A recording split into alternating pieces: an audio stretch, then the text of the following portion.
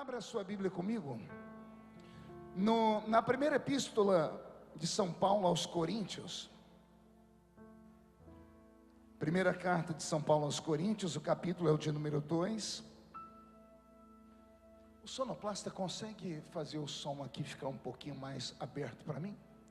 Quem é? Ele apontou o dedo para baixo. Cadê? Ah, é aquele lá. Pronto. É que a minha voz é muito afônica. Se você me ajudar, vai ganhar um beijo, tá bom? Pelo sorriso, ele está carente. Final do culto, todo mundo dando um beijo nele, um abraço. Primeira epístola de São Paulo aos Coríntios, capítulo de número 2 e o versículo de número 9. Quem encontrou, diga amém. Mas, como está escrito, as coisas que os olhos não viram, e os ouvidos não ouviram, e não subiram ao coração do homem, são aquelas que Deus tem preparado para aqueles que o amam. Amém, igreja? Eu vou ler mais uma vez. Mas, como está escrito, as coisas que os olhos não viram, e os ouvidos não ouviram, e não subiram ao coração do homem, são aquelas que Deus tem preparado para todos aqueles que vieram para Ananindeua nessa noite. Feche a Bíblia, coloque no banco, na cadeira, e pegue na mão da pessoa mais perfumada do seu lado. Isso. Aperte com carinho até eles falarem aleluia. Pentecostal que não faz barulho. Está com defeito de fabricação, não é? Vamos orar? Pai, nós te exaltamos, nós te glorificamos, e nós entendemos que dentro de alguns minutos, e mais uma vez, esta linda igreja ficará pequena para o tamanho da glória que o Senhor vai mandar do alto dos céus. Os que vieram tristes começarão a saltar de alegria.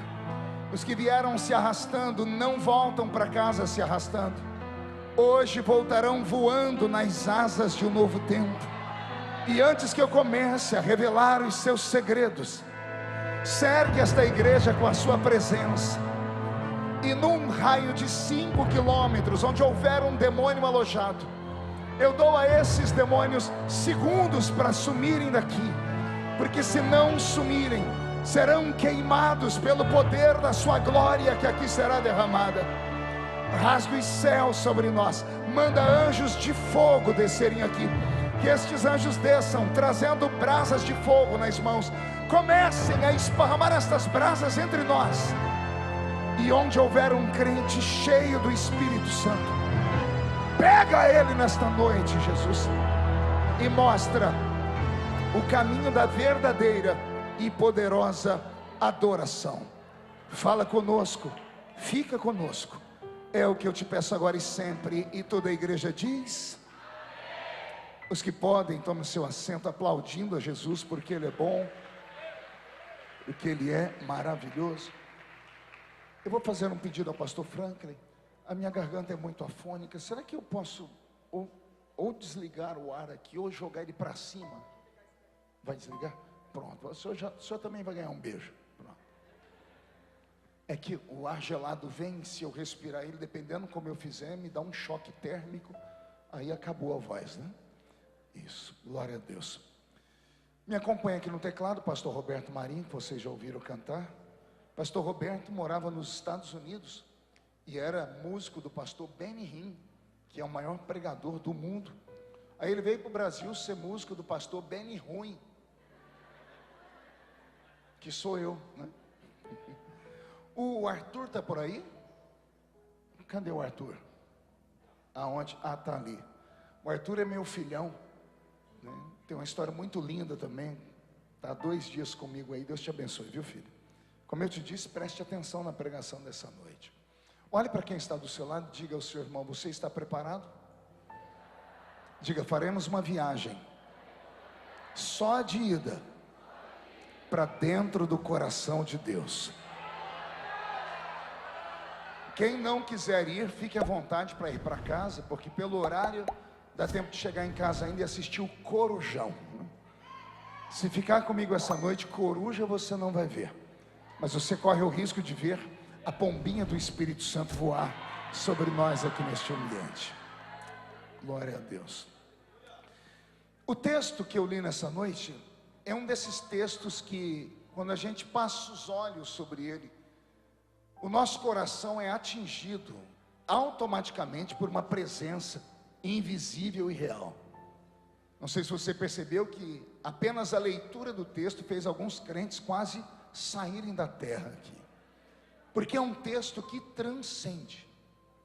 Esse texto saiu da boca de um dos homens mais intelectuais do mundo, e eu faço questão que você preste atenção nisso, porque hoje nós vamos mostrar aqui que o poder do Evangelho de Cristo e o poder do Pentecoste não é algo que foi dado apenas para pessoas incultas, para pessoas que não sabem ler, nem sabem escrever, porque alguns teólogos brasileiros e alguns do mundo, eles afirmam que só é fervoroso crente que só tem 2 dentes na boca, o zagueiro e o atacante.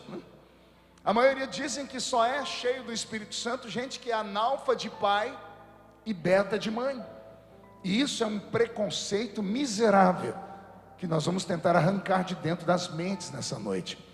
O poder de Deus não é para aquele que é pobre e não é negado para aquele que é rico. O poder de Deus não é uma benção para quem é inculto e é negado àquele que tem cultura. O poder de Deus não é nem para a mente, ele é para o coração. Quem tem coração e tem sentimentos pode receber um poder sobrenatural que pode mudar a sua vida de uma vez por todas, da noite para o dia. Alguém acredita nisso? Dá mais um grito de glória a Deus daquele tamanho. O apóstolo São Paulo, e é uma das personagens que eu mais amo na Bíblia Sagrada, ele era um erudito, ele era um homem preparado nas letras. Ele vinha de uma família aristocrática, ele tinha sangue azul nas suas veias, por assim dizer. Ele era um homem que no seu tempo, e era um tempo difícil, porque no tempo em que ele era apenas um jovem, Israel estava debaixo do peso da chibata dos romanos, e os romanos de longe foram a nação mais truculenta da história, mais violenta da história. São eles que inventaram métodos de tortura que assustaram o mundo do seu tempo e até hoje provocam raiva na gente. Os romanos inventaram a cruz. Os romanos inventaram a cruz de cabeça para baixo, que foi aquela onde o apóstolo São Pedro foi crucificado. Os romanos criaram a cruz de Santo André, onde um discípulo chamado André foi crucificado em forma de X.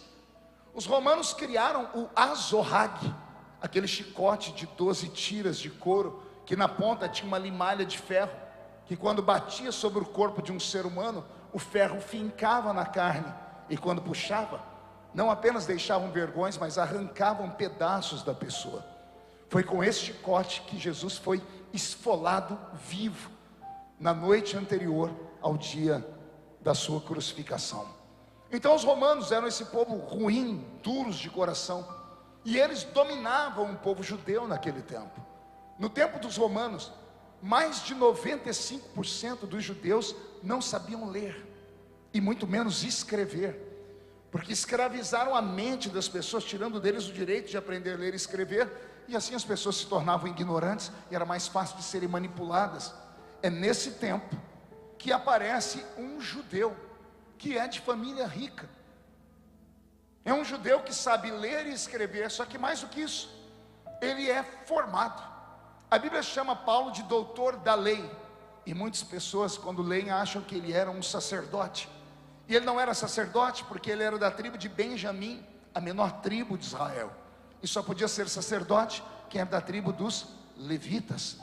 Então quando a Bíblia diz que ele era doutor da lei, a Bíblia está dizendo que ele era doutor em leis.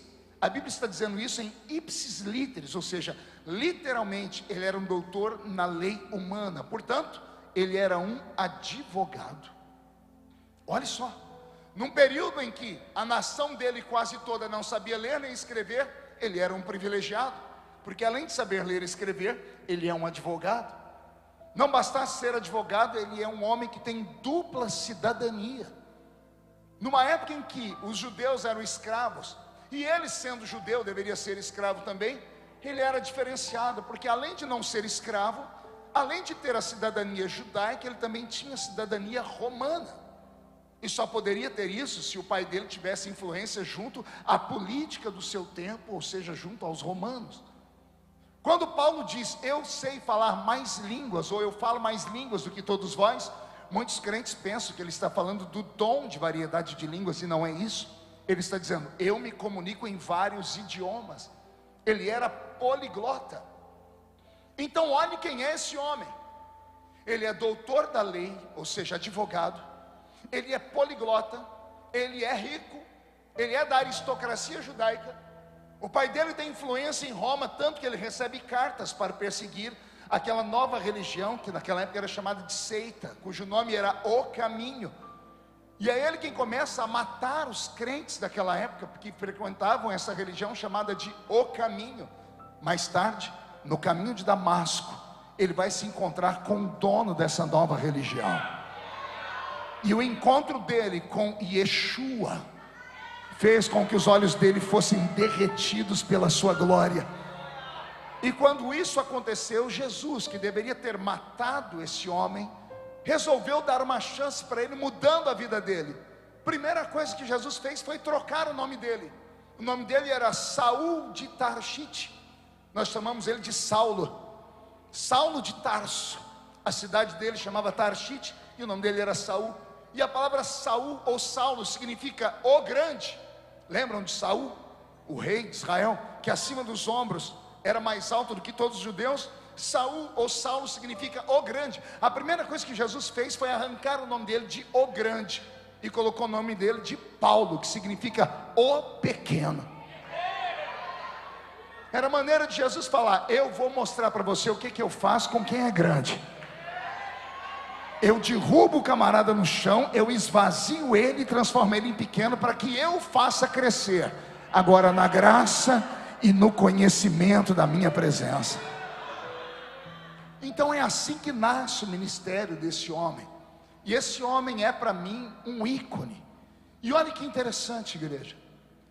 O Senhor não revelou para Pedro, nem para Tiago, nem para João, pastor Frank, os segredos do Espírito. Pedro, Tiago e João experimentaram o batismo com o Espírito Santo. Falaram em línguas. Em alguns momentos veio sobre eles a unção de curar enfermos. E pararam por aí. Eles tinham essas duas manifestações, línguas e curas. Mas quando o Senhor levanta Paulo, o Senhor dá a Paulo o que não deu a ninguém. O Senhor dá a Paulo uma doutrina fora da normalidade. O Senhor revela para Paulo que existem níveis de experiência sobre-humana.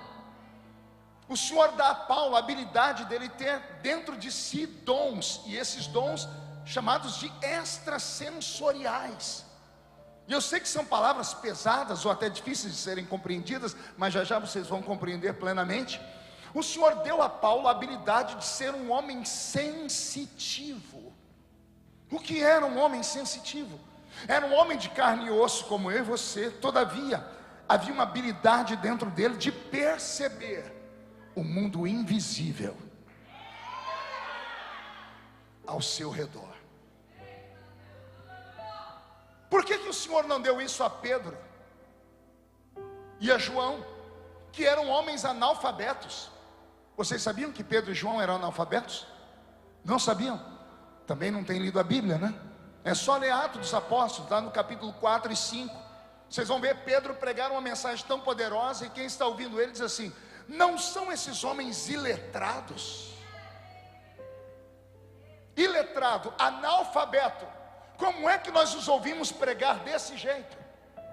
Como é que um pescador que não sabe ler nem escrever recita o livro do profeta Joel, que profetizou 835 anos antes de Jesus nascer, com tanta propriedade? Pergunte como? Revelação. Palavra do conhecimento plantada dentro da mente. Pedro abriu a boca e o Espírito Santo revelou a ele o que ele tinha que falar. Mas foi a Paulo que o Senhor sistematizou essa doutrina.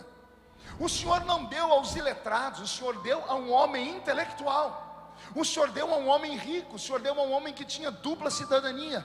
Isso aqui era uma mensagem. Era o Senhor falando: o poder do Espírito Santo não é só para quem é pobre. O poder do Espírito Santo não é só para a igrejinha de bairro. O poder do Espírito Santo não é só para aquelas taperinhas velhas, naquelas igrejas que tem aqueles presbíteros que tem aquela barriga chamada de curva da prosperidade, cemitério de frango. Não, o poder de Deus é dado para quem busca. Vou falar: quem pedir recebe, quem bater a porta se abre, quem procurar vai encontrar. Basta desejar. Alguém deseja aqui? Então agora não dá um grito não, dá um berro de glória a Deus, só para eu te escutar.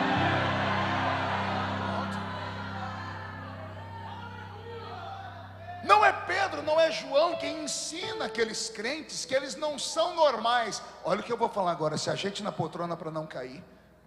É para Paulo que Jesus diz assim: os crentes são caminhantes de dois mundos. Ouviu aí ou não? Vou falar de novo. Você pode não acreditar, mas essa criatura que está aí do seu lado, essa aí mesmo que está mascando essa desgraça desse chiclete, essa aí que não abre a boca nem para respirar, está o culto inteiro olhando para o púlpito com essa cara feia, parecendo que foi batizada num pote de vinagre. É essa aí mesmo, é essa aí. Se ela nesta noite se ligar no céu, ela vai sair por aquela porta comendo arroz, feijão e muito açaí. Só que apenas parte dela vai estar nesse mundo. Parte dela pisará nesta terra, a outra parte dela pisará nas regiões celestiais. Eu estou no estado do Pará. Eu estou bem próximo à cidade de Belém. E a cidade de Belém foi escolhida não por homens, pelo próprio Deus, para um maior avivamento que o planeta Terra já ouvira falar. E eu acho que eu não estou falando aqui nada novo para vocês. Eu estou falando de Daniel Berg e Gunnar Vring. Eu estou falando de dois batistas que só aprenderam letra na faculdade, mas que conheceram o poder do Espírito Santo. E foram passar uma temporada lá em Los Angeles, na Rua Azusa, com o pastor William Seymour. E quando chegaram lá para um seminário de Pentecoste e Avivamento, perguntaram: onde é a nossa escrivaninha, onde é a faculdade que vamos treinar? E o William Seymour disse: é naquele canto ali, é só dobrar o joelho e ficar orando. E eles falaram: quanto tempo? Até o Espírito Santo descer sobre vocês. Não tinha letra na Rua Azusa, era só unção, era só glória, era só poder. Não era para se aprender, era para se experimentar. E Daniel Berg e Gunnar Vingre receberam. E foi num dia lá na Rua Azusa, em oração, que Deus tomou um profeta e disse: enviarei vocês dois para uma cidade chamada Belém. Levantaram, pegaram o mapa mundi, rodaram o mapa mundi, acharam duas Beléns. Uma lá no Oriente Médio, cuidada por muçulmanos, lá não dava para pregar, que eles eram assassinados. A outra ficava num país que tinha uma língua tupiniquim, um lugar chamado Brasil, num lugar onde só tinha cobra grande e boto. E não é que os dois vieram parar em Belém?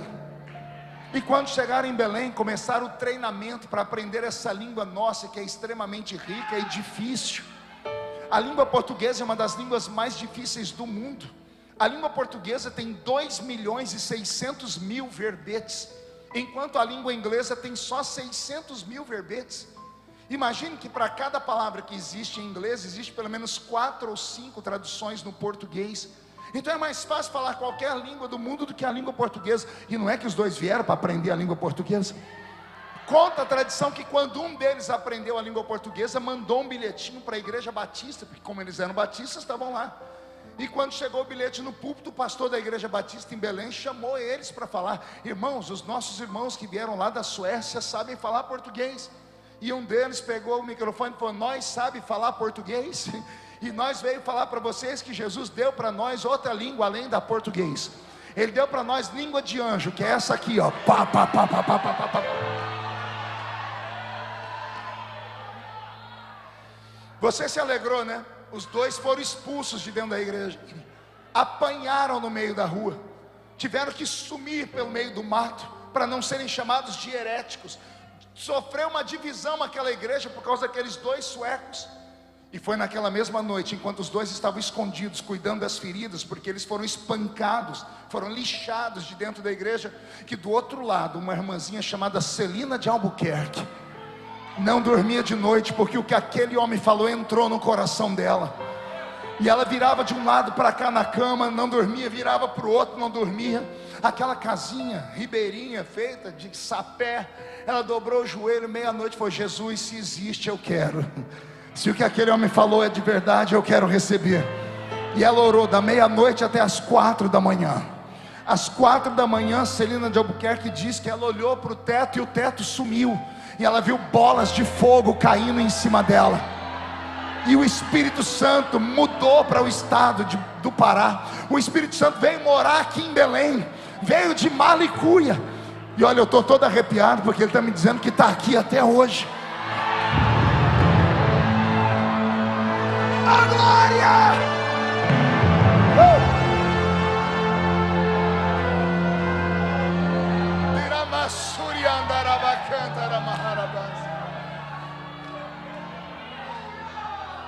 E o que Deus deu àqueles dois homens mudou o curso da história do mundo. E tudo nasceu aqui em Belém, aqui do lado de vocês. Portanto, esta terra não é uma terra normal. O problema é que, com o passar do tempo, é natural as pessoas irem se esfriando.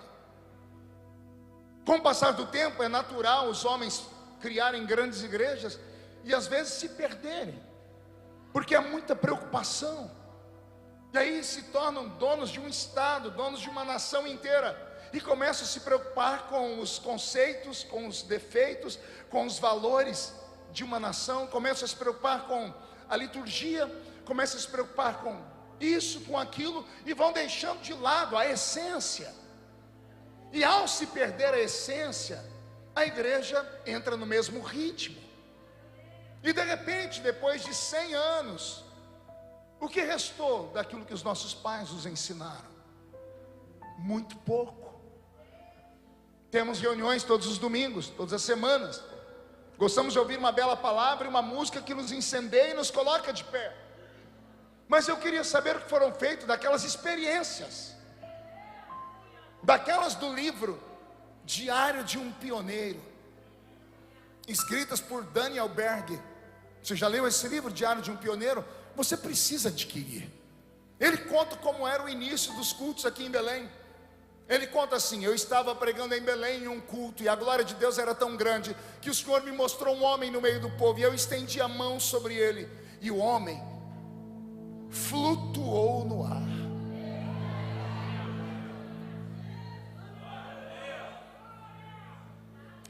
É assustador, não é?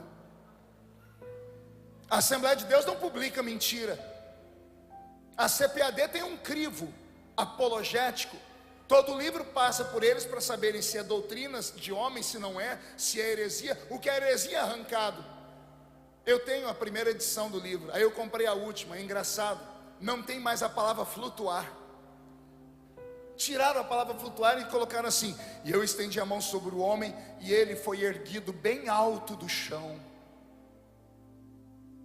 É a mesma coisa, só que flutuar é muito místico. E os homens modernos não querem misticismo. E não há como você conviver em uma igreja pentecostal se você não acreditar que existe um lado místico. O que é um lado místico? É um lado que transcende o pensamento natural. Ora, eu seria um hipócrita se falasse que o nosso culto é normal. Nosso culto não é normal. Nem pode ser. Como é que essa criatura que está do seu lado, que mal sabe falar a língua portuguesa, daqui a pouco ela recebe uma presença e começa a falar em línguas? Aí você pergunta para ela, fala assim: estou falando a língua dos anjos. Aí você pergunta: onde é que você aprendeu? Eu falo assim: no culto. De que jeito? Que livro você leu? Não li livro, eu fiquei falando assim: glória, glória, glória, glória, glória, glória, glória, glória, glória, e glória, glória, glória, glória. E daqui a pouco eu comecei a falar em línguas. Quem te ensinou? A pessoa afirma: foi Jesus que me ensinou.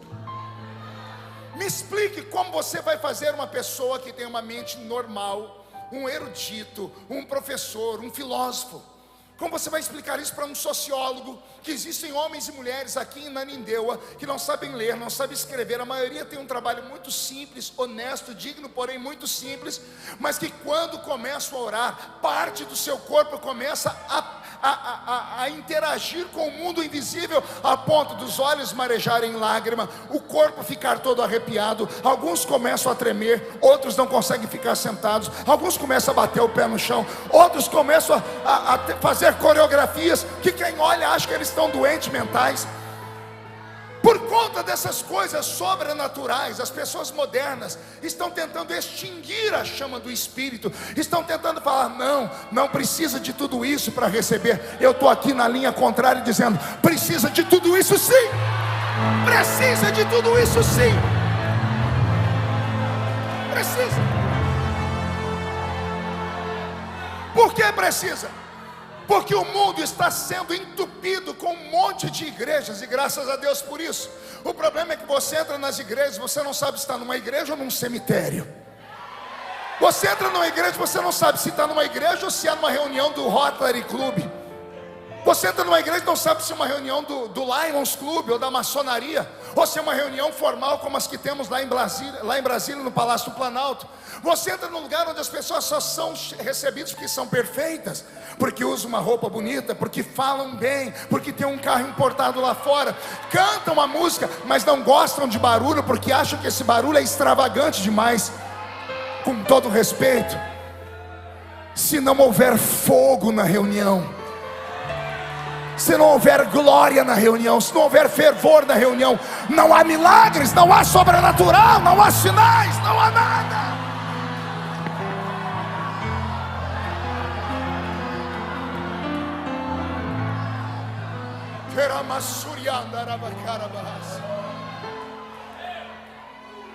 As pessoas modernas se envergonham do Evangelho. Escuta essa aqui, Frank. Eu estava em Brasília o ano retrasado, eu acho. Eu estava passando pelos corredores das comissões, e eu estava muito atribulado. Aliás, eu vivo atribulado, minha luta é extremamente violenta. Você ri porque você não sabe o que eu passo. Tudo comigo vai parar no Jornal Nacional. Porque não é você, Bocó. Só Deus sabe as lutas. Então eu tenho que andar, como eu te contei ali no gabinete, em oração, em vigilância. E eu estava passando pelo corredor, aí um deputado me viu da frente evangélica e disse: pastor Marcos, o senhor pode entrar aqui? Eu disse: posso. Eu entrei, tinha lá 5 ou 6 desembargadores. Ele disse: olha, estamos aqui com os desembargadores, eles queriam uma oração, você pode fazer a oração por nós? Eu disse: é claro. Estavam lá uns 5 deputados da frente evangélica, todos pastores, e como eu sou mais conhecido, por isso que eles me chamaram. E eu fui orar, pedi para fazer um círculo, pegamos nas mãos um do outro, fizemos um círculo, pedi para fecharem os olhos e eu comecei a orar. Só que como eu estava numa luta terrível, e eu estava em jejum, e eu tenho umas mães de oração pelo Brasil, já tinha recebido mensagens, estávamos em intercessão, por um momento eu esqueci que eu estava lá dentro da câmara. Fechei o olho e comecei a orar até bem: Senhor, meu Deus, meu Pai. Daqui a pouco eu esqueci que eu estava lá, eu encarnei um crente que ora no monte. Aqui tem alguém que já orou no monte? Eu tenho uma teoria: no monte a gente fica valente porque está escuro, ninguém vê a gente. Eu comecei a orar, mas eu comecei a orar com força. Eu bati os pés no chão umas 3 vezes, dei um grito. Quando eu abri o olho, eu vi umas pessoas fazendo assim. Eu falei: Jesus, segura, aqui não. Não deixa cair endemoniado aqui não, porque aqui não é lugar para isso. Quando eu estava naquele fervor, me deram uma cutucada aqui do lado. Você sabe como chama esse pedaço aqui do corpo? chama ilharga. Diga comigo, ilharga. A Bíblia diz que quando Pedro estava preso, o anjo tocou na ilharga dele. Ele estava dormindo, o anjo tocou aqui, pode ser, tocou aqui, a pessoa dá um pulo, né? Me tocaram aqui, eu dei um pulo, eu me desliguei na hora. E eu falei, olhei, falei, o que foi, irmão? Era um pastor, um deputado, ele disse assim, menos. Eu falei, menos o quê? Calma, volta. Aí eu fui ficando quietinho, terminei a oração, disse amém. Quando eu fui sair, esse mesmo pastor disse, não sai não, que eu quero falar com você. Ele me levou para um canto, falou assim, Marco, está na hora de você escutar umas verdades. Eu disse, pode falar. Ele falou para mim, até quando você vai ser esse crente menino? Eu disse, desculpa, eu não entendi. Ele falou, até quando você vai ficar orando desse jeito, dando esses berros, esses gritos? Eu falei, mas por quê? Ele falou, você não é mais aquele menino da Vila Tatu, não.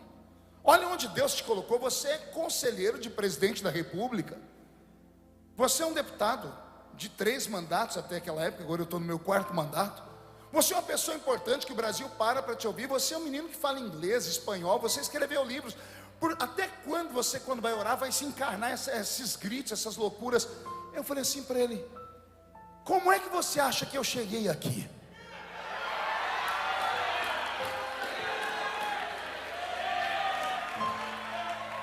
Falei, você acha que eu vim parar aqui em Brasília porque eu sou bonitinho? Eu tenho espelho na minha casa. Eu só vim parar para cá, a igreja só me mandou para cá porque eu pulo, grito, planto bananeira, falo em língua estranha, expulso o diabo e não me envergonho do evangelho de Cristo, porque ele é o poder de Deus para a salvação de todo aquele que nele crê.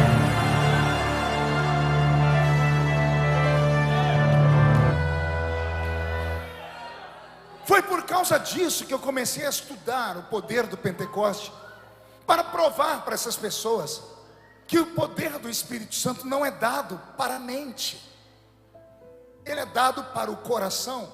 Traduza-se por coração, aquele que tem sentimentos. Deus deu ao homem natural 5 presentes. Quantos presentes? Pergunte, quais são, pastor? A ciência chama eles de sentidos: audição, visão, olfato, paladar, tato. Dá para repetir comigo os 5? 5 sentidos. Primeiro,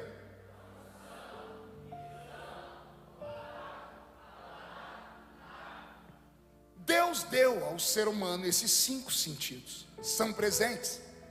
Para que servem os 5 sentidos? Os 5 sentidos foram dados aos homens para que o mundo físico fosse real para eles. Eu só consigo me equilibrar por causa do meu tato. Eu sinto a densidade do púlpito debaixo dos meus pés.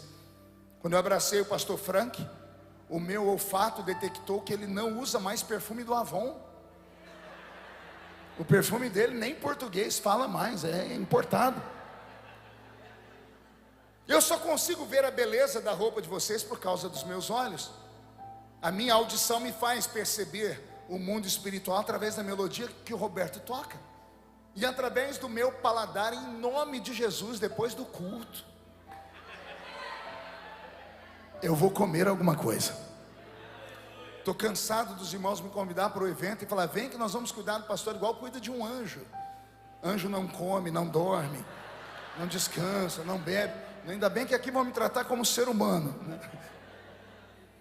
Deus deu ao homem natural 5 sentidos. Só que eu disse que Deus deu isso ao homem natural. Escrevendo a carta aos Coríntios, no capítulo 2 e 3, Paulo fala assim: eu encontrei dentro da igreja 3 tipos de homens.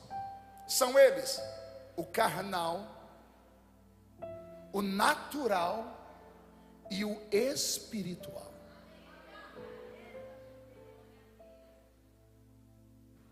O homem natural é aquele cujo nome já diz, pela sua natureza.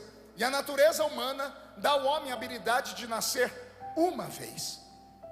Quem é o homem natural? Aquele que nasceu uma única vez. Mas aquele que está em Cristo, há uma exigência. Todo aquele que aceita Jesus, ele precisa nascer. Não ouvi, nascer. Pergunte para o seu irmão, por que temos que nascer de novo? A gente sempre fala isso, mas poucas pessoas meditam nisso. Por que temos que nascer de novo? Não seria mais prático para Deus, ao invés de nos fazer nascer de novo, nos adotar? A adoção hoje em dia, pelo menos no século 21, o filho adotado, ele é chamado de filho do coração. Geralmente o filho adotado tem mais valor em casa do que o filho biológico, porque ele vem de família triste, aí toda a atenção é dada para ele. Então seria mais prático para Deus, ao invés de nos fazer nascer de novo, nos adotar. Mas Deus não quer adotar ninguém, Ele exige que a gente nasça de novo. Pergunte por quê?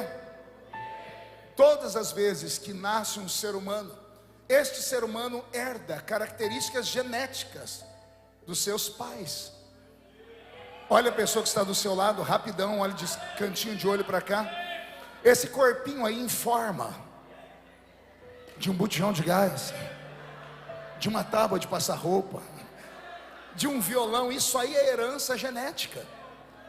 Esse olhinho cor de jambo, de jambuticaba, né?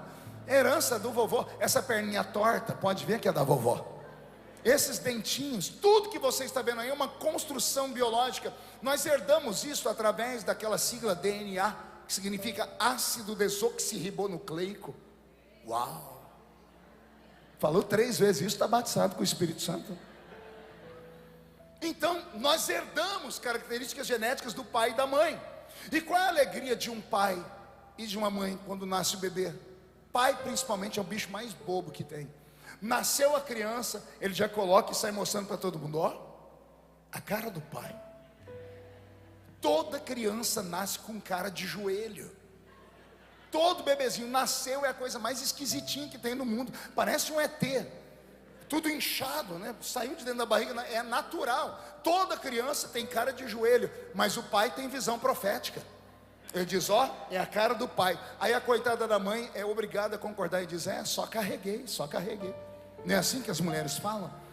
Então qual é a alegria de ser pai? É poder expor o filho e falar, é a minha cara. Se ajeita aí.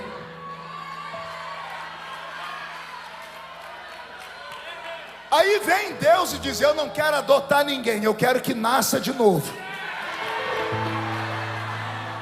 Para quê? Para eu poder mostrar para o inferno inteiro, é a minha cara. Tem características minhas nesta criança. Você pode não acreditar, mas você não é normal. Se você entender o que eu estou pregando, a sua vida muda hoje. Quando você sair por aquela porta e colocar o pé na rua da sua casa, pode pisar gritando, cheguei. Não é para o seu vizinho ouvir, é para os demônios que mandavam lá. Eu não disse que mandam, eu disse que mandavam. Zé Pilintra, Zé Pilantra, Chucaveira, Tranca-Rua, Preto Velho, vão ter que entender que quem está chegando é filho do Criador do céu e da terra. Só quem acredita reage, pelo amor de Deus.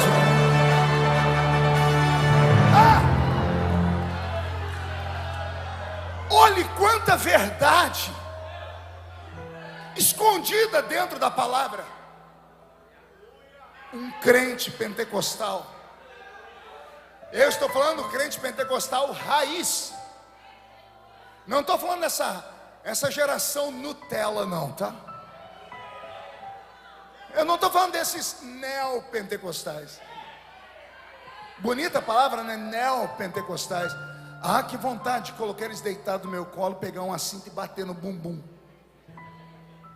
O que é um neopentecostal? Eles se acham melhores do que a gente. Pergunte por quê? Porque eles não dão escândalo. O glória a Deus deles é assim, ó. Glórias a Deus. A adoração deles é assim, ó.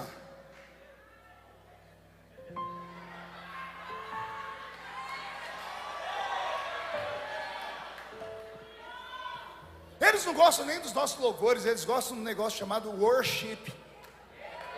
Para tentar entender o que é worship é uma prova, viu?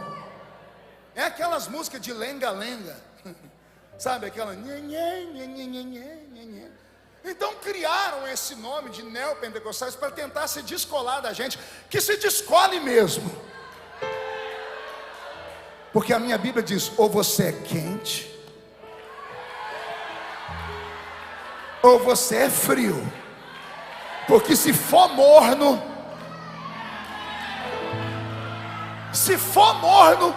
eu te vomito pela minha boca.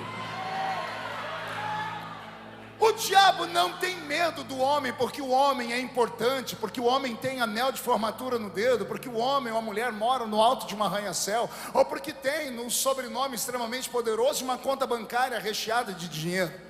O diabo não tem medo do ser humano, porque ele fala com o presidente da república e porque ele é um ser acima da média, intelectualmente falando. O diabo só respeita uma raça, que eu chamo de, carinhosamente, canela de fogo. Isso aqui é para dar desespero mesmo. Não tem meio termo. E esses neopentecostais sabem que quando aperta para o lado deles, pergunta se eles procuram um profeta neopentecostal para orar por eles. Ele sobe o morro, vai lá naquele bairro pobrezinho onde tem aquela irmãzinha do coque. Ela só tem 2 dentinhos na boca e quando o fogo desce, ela sapateia. Na hora que a coisa aperta, é os crentes raízes que eles procuram. Não é? Então, em nome de Jesus, não brinque com isso. Já que você quer o Pentecoste, aceite o Pentecoste completo, pacote fechado. E deixa Deus te usar. Ah, pastor, mas vão rir de mim, vão falar de mim. E quem fala de você paga a sua conta por acaso? Quem ri de você morreu na cruz do Calvário por você? Na hora da luta te visitam no hospital? Não. Então as favas com eles. Eu quero é Deus e ponto final. Eu quero a graça, eu quero fervor, eu quero esta alegria.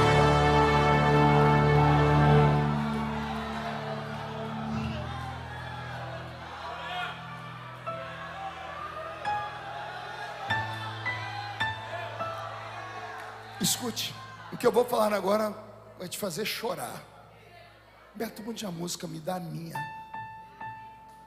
Eu moro no estado de São Paulo. Secretário, ouça, isso aqui é importante. E como parlamentar eu envio emendas para vários hospitais. E tem um hospital em São Paulo, na cidade de Barretos, que é o Hospital do Câncer. É o maior hospital de oncologia da América do Sul. Vem pessoas do mundo inteiro para lá.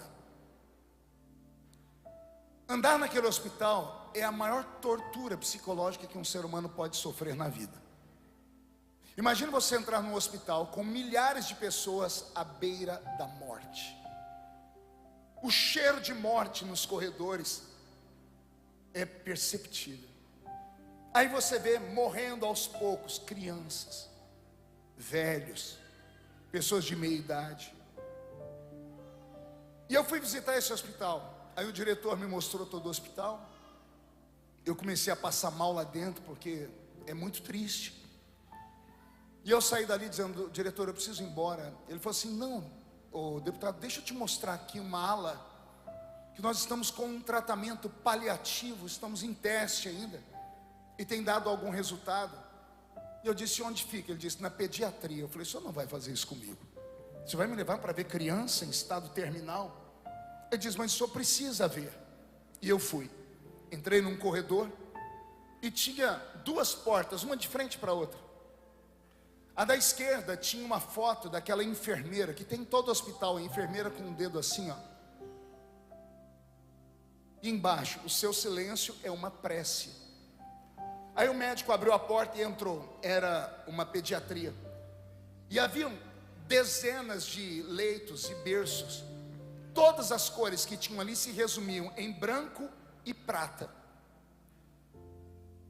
As crianças deitadas naquelas caminhas, todas carecas, algumas fazendo quimioterapia, radioterapia, tomando soro. Você via a morte nelas. E o médico com seu estetoscópio, olhando o coraçãozinho delas. Um silêncio. Quando terminou, eu saí dali mais mal do que estava. Ele disse: Agora eu vou mostrar para o senhor o lugar onde nós estamos com um tratamento paliativo. Era a porta da frente. A porta não tinha a placa da enfermeira. E o médico falou assim, ó, não se escandalize, viu, doutor? Ele enfiou a mão no bolso, pegou um nariz de palhaço. Sabe aquele nariz vermelho? Ele colocou o nariz de palhaço, ele, diretor, com aquela roupa branca, com o nariz de palhaço. Ele abriu a porta e se jogou no chão. Eu fui tentar segurar ele, porque eu achei que ele tinha tropeçado. Não era, ele fez de propósito. Quando ele caiu no chão, as enfermeiras lá dentro, acho que já tinham um código, pegaram um tambor, uma buzina e começaram a bater. As crianças começaram a ficar em pé nos berços e pular. Elas tomando soro, elas pulavam, gritavam. Era tudo colorido as paredes. E virou uma festa. As criancinhas também estavam carecas, nós estávamos tudo gritando e pulando. Por um momento, a minha tristeza que eu senti na outra sala saiu. E aí ele foi, conversou com as crianças, brincou com elas. E quando nós saímos dali, ele tirou o nariz de palhaço e ele disse, o que o senhor achou? Eu falei, do quê? Do nosso novo tratamento. Eu falei, que tratamento? Ele disse, o senhor não viu que eu me joguei no chão? Eu falei, o senhor viu os tambores? Eu falei, sim. O senhor viu a gritaria? Eu disse, vi. O senhor viu que as crianças ficaram de pé? Eu falei, sim. Esse é o tratamento. E eu falei, o que está acontecendo? Ele disse, essas crianças estão se recuperando. E eu falei, mas estão se recuperando por quê? Ele disse, por quê? Porque lá onde só tem morte, o que é o câncer? É uma célula morta. Eu não quero te assustar, mas todo ser humano tem uma, pelo menos. Nós temos trilhões de células, trilhões, basta uma morta. Se algo despertar ela, se algo potencializar essa célula, e você vai ficar escandalizado agora, mágoa, tristeza, angústia, medo, disparam. Sentimentos fazem essas células que estão mortas pulsarem. E quando elas começam a receber vitalidade, porque elas estão sendo alimentadas, elas começam a se proliferar e vão atacando as outras células, vão matando elas. A célula cancerígena vai dando uma mensagem dizendo assim, eu cheguei, e onde eu passo, tudo que está vivo morre. Eu disse, aqui com essas crianças que gritam, quando elas ficam em pé e começam a gritar e bater o pé no chão, as células vivas se revoltam contra a célula cancerosa. E diz assim para elas, nós não queremos que você cresça, porque nós queremos viver. A célula morta diz, eu quero matar, e as outras dizem, nós queremos viver. E começa a haver uma inflexão e começa a diminuir. Há um estudo que diz que as pessoas que são felizes têm menos propensão ao câncer. Alguém já teve algum pai, alguma mãe, um parente que faleceu de câncer? Você lembra, a pessoa era uma pessoa até o dia que saiu o resultado. Saiu o resultado, acabou a vida dela. Meu pai, 3 meses acabou a vida dele. Minha tia, 3 meses acabou a vida dela. Porque quando chega a mensagem câncer, o câncer é um nome tão maldito, é um nome tão desgraçado, que ele manda medo para todo mundo. Assusta e rompe com a pessoa a vontade de viver. A esperança vai embora, porque vem uma mensagem, não tem cura, não tem cura, não tem cura. Isso se esparrama pelo corpo, a pessoa se entrega. Em menos de 3 meses ela está dentro de um caixão. Se ela não descobrisse, se não falassem para ela, ela viveria mais uns 5, 6 anos.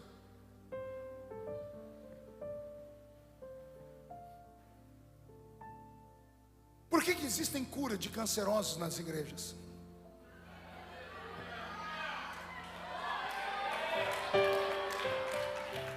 A ciência não aceita, eles dizem que aconteceu alguma coisa, evoluiu. Não é isso. Mas não acontece curas assim em igrejas frias, em igrejas metódicas. Geralmente os milagres que vêm são igrejas barulhentas. São igrejas de gente doida, gente sai pulando com um pé só. Tem gente que faz uns negócios que alguém pensa que recebeu o espírito do Bruce Lee. E quando eu vejo isso, eu digo, faz mais. Reage mais. Se você está doente nessa noite, faz um teste. Qual, pastor? Esquece a doença, pastor, mas o nome dela é forte. Tem um nome que é maior do que o nome dela. Há um nome que está acima de todo nome. Jesus, Yeshua. Chama Yeshua nessa noite. Grita, diga: eu vou dançar para ti nesta noite, igual Miriam fez, igual Davi fez. Se alegra conosco nesta noite. E você vai ver que quando o culto terminar, a enfermidade, ela vai estar ameaçada. E daqui a alguns dias você vai entrar aqui dentro dando um testemunho. E o médico vai dizer: foi obra do acaso. Você vai dizer: não foi sorte, foi ele. Porque quando ele chega na festa, um milagre acontece.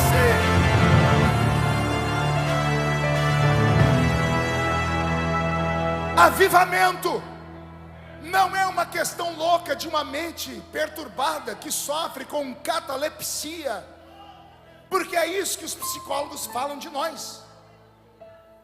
Eu sei porque minha esposa é psicóloga. Minha esposa tem medo dos cultos que eu prego. Ela diz: você provoca umas reações esquisitas na cabeça da pessoa. Ela diz: você mexe com as emoções dela. Eu falei: mas não sou eu, meu amor, é a palavra, eu vou pregando. Ela disse: o que você provoca neles é uma bagunça de emoções tão grande que faz eles acreditar em tudo. O Arthur, cadê o Arthur? O Arthur vem de uma família do baixo espiritismo. Um menino cheio de traumas. O Arthur não conseguia abrir a boca para falar com ninguém. Introvertido, só apanhou da vida. Escutou uma pregação minha, ele me contou hoje. E na pregação diz para ele: Deus vai te dar. Abra a sua boca, reage. Ele disse, ele falou, deu um pulo na sala. Vou começar a falar. Agora é empresário, tem 4 lojas, fala mais que o homem da cobra. Como assim? Palavra, o poder da palavra. A palavra destrava. O Espírito Santo quer colocar azeite nas suas engrenagens. Ele quer destravar a sua vida. Você esqueceu que Pedro negou Jesus 3 vezes numa noite antes que o galo cantasse? De medo. O mesmo Pedro, no dia de Pentecoste, quando viu as pessoas falar que os crentes estavam bêbados, pulou no meio da multidão e disse: aqui não tem ninguém bêbado. O que está acontecendo aqui é o que foi dito pelo profeta Joel, que diz que nos últimos dias Deus derramaria do seu espírito sobre toda a carne. Vossos filhos, vossas filhas profetizarão, vossos jovens terão visões, vossos velhos sonharão sonhos. Cadê o medo que Pedro tinha? Cadê a vergonha que havia dentro dele? Como foi que saiu? A vergonha e o medo saíram de Pedro porque aconteceu o que está escrito lá em Atos 2, alguém lembra? Estavam todos reunidos no mesmo lugar, quando de repente veio do céu um som como de um barulho forte e impetuoso, e encheu toda a casa onde estavam assentados. E foram vistos por eles línguas repartidas como que de fogo, as quais pousaram sobre cada um deles. E todos,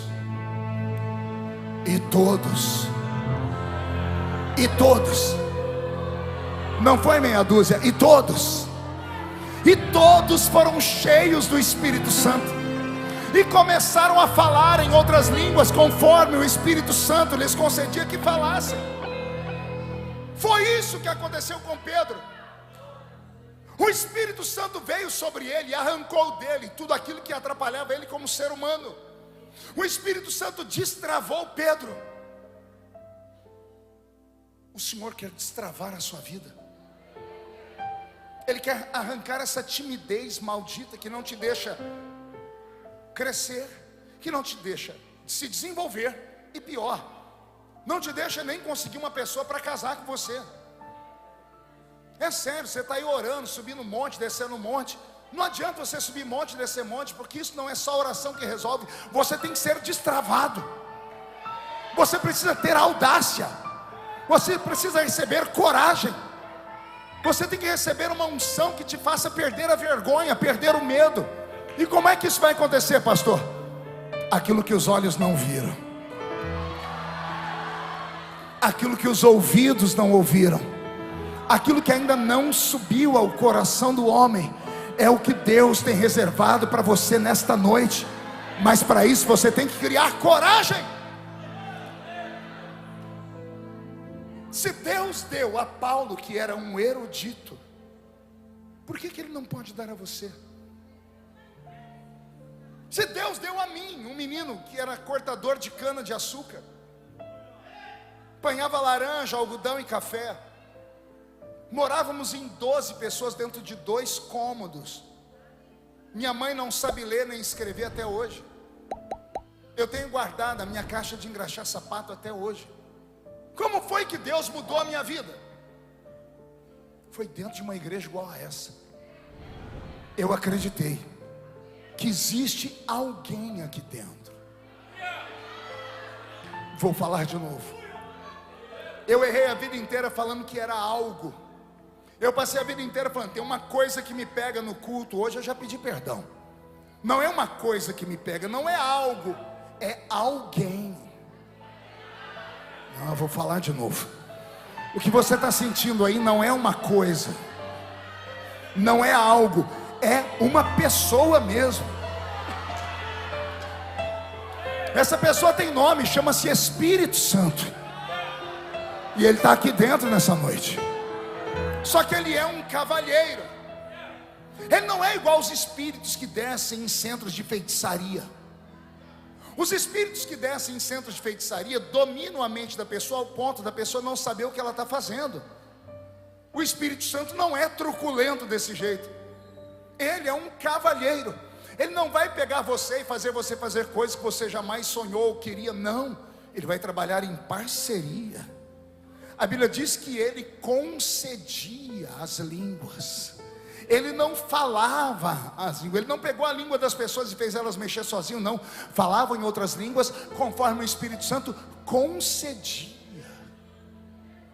Ele dava, Ele ensinava, e as pessoas então falavam essas línguas. O Espírito Santo, nesses últimos dias, tem sido negligenciado. As pessoas acham que Ele é um vento, acham que Ele é água, fogo ou óleo, e Ele não é nada disso.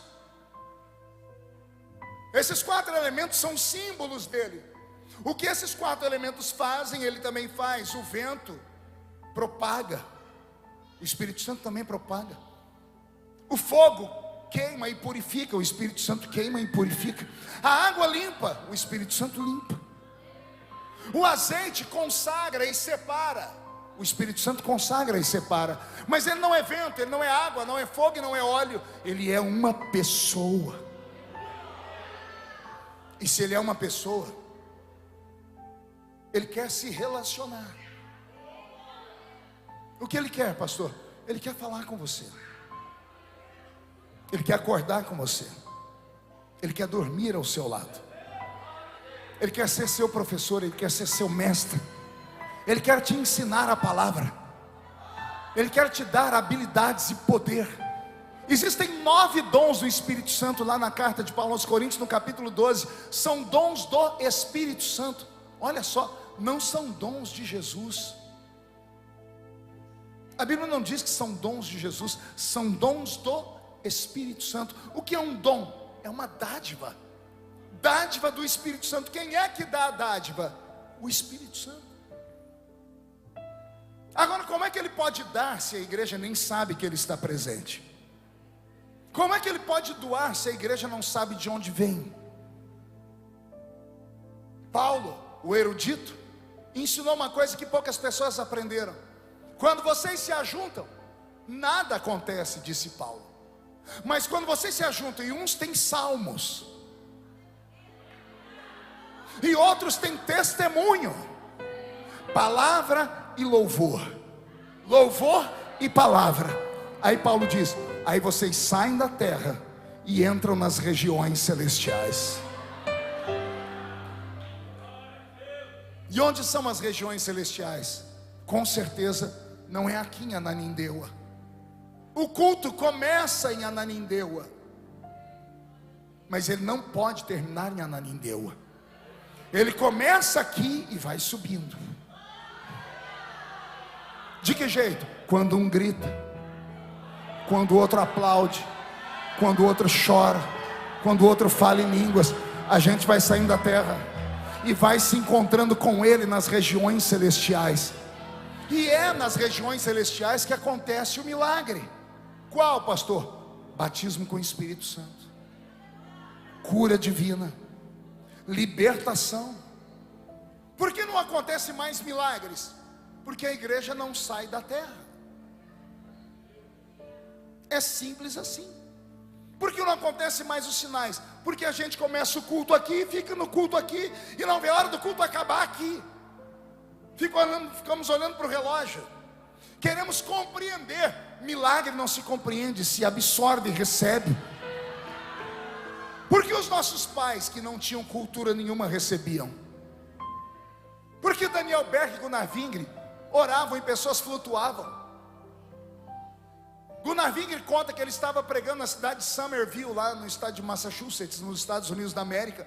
E enquanto ele foi pregar, caiu sobre ele uma unção de alegria, que ele começou a rir. Ele riu tanto que ele foi obrigado a sentar. Ele voltou para pregar, não conseguia, ele começou a rir de novo. E o que estava nele foi contagiando a igreja. Daqui a pouco estava a igreja inteira rindo. E Jesus curou e batizou com o Espírito Santo naquele dia. Aí vem os nossos pais modernos, com suas teologias enrijecidas, e dizem: isso aí é uma loucura. E quem foi que disse que o culto pentecostal é normal? Nosso culto é uma loucura. Por que é uma loucura? Porque não se entende com a mente racional, se aceita com o nosso coração. Vou terminar te dando uma palavra, escute. Enquanto você ficar aqui dentro tentando entender, você nunca receberá nada. Pergunte por quê? Não dá para entender aquilo que não é da terra. A mente humana quer uma explicação, mas não tem explicação. Se tiver explicação, deixa de ser sobrenatural. O que é natural é aquilo que é explicado, e o que não é explicado é sobrenatural.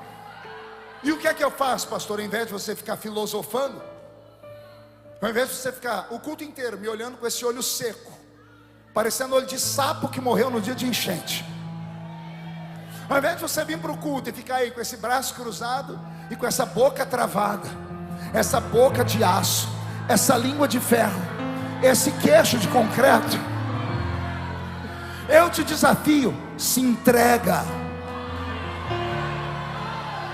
baila com Ele, chame o Espírito Santo para uma dança, diz: vamos dançar nessa noite,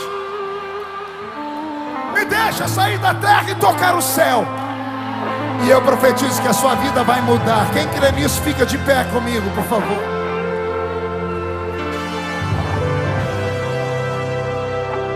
Aquilo que os seus olhos não viram, aquilo que os seus ouvidos ainda não ouviram, aquilo que ainda não subiu ao seu coração, é o que Deus tem reservado. Mas não é para qualquer um, é só para aqueles que o amam, para aqueles que o não ouviu. Alguém aqui já amou? Quem já amou alguém aqui?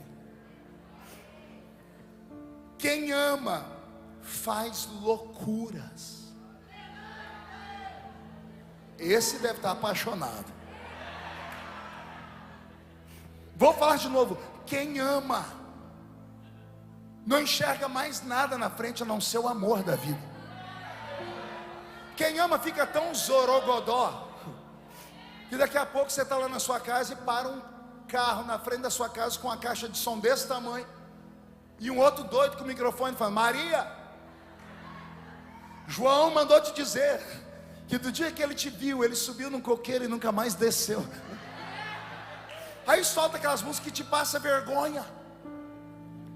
Eu me lembro quando eu me apaixonei pela minha esposa, eu pulei o muro de uma escola. Ela fazia magistério, num corredor que só tinha mulheres, devia ter umas 300 mulheres, todas as classes. Eu entrei e o guarda correndo atrás de mim. Isso aqui eu corri mais do que ele. Eu fui até na porta da sala de aula dela e disse: Edileuza. Ela tomou um susto. Eu disse: eu te amo. A classe foi a loucura, aplaudiram, e ela foi obrigada a casar comigo. Por quê? Quem ama faz loucuras. O Senhor diz: eu não posso mostrar aquilo que ninguém viu. Não posso deixar você ouvir aquilo que ninguém ouviu, nem sentir aquilo que ninguém sentiu, se você for normal. Mas eu revelo só para aqueles que amam. Tem alguém que ama? Então pegue a mão da pessoa que está do seu lado, diga para ela: eu quero que Jesus opere de novo, igual ele fazia no passado, porque o nome dele ainda é Jeová Jiré. Feche os corredores, pegue na mão de quem está do outro lado, faça isso aí. Eu vou te dar um momento para você orar. Enquanto você ora, nós vamos cantar, porque quem está debaixo desta promessa e quer isso, o Senhor vai te blindar, e o fogo não vai te queimar, e a água não vai te afogar, porque o nome dele ainda é Jeová Jiré. Feche os seus olhos.